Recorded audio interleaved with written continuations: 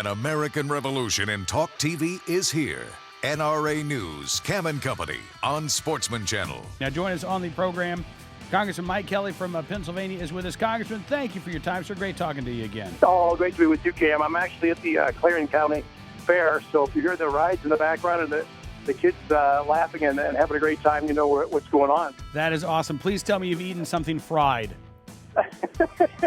Hot sausage.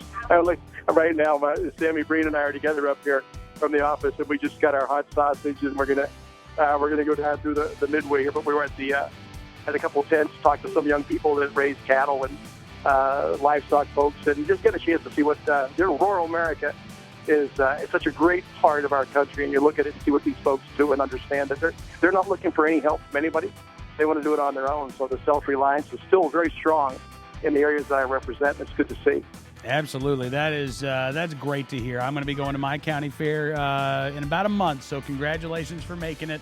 And I'm curious, Congressman, are people talking to you in your district and perhaps even at the fair today about the UN Arms Trade Treaty and their concerns?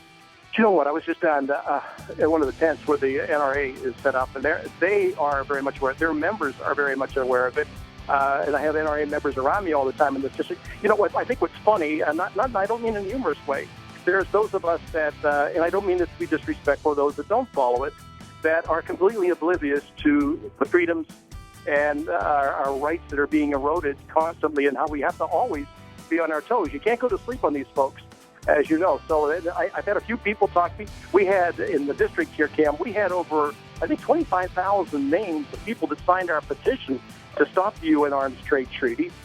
We weren't able to do it. You know, we went ahead and we rushed something through. And I know it hasn't been vetted in the Senate, it hasn't been given the consent of the Senate, but it was rushed through in a way that it creates it as a zombie treaty. But then Mr. Granger and the folks put our wording in the legislation that absolutely no money are to be appropriated for the enforcement of any legislation that backs that treaty. So that was a huge win for us.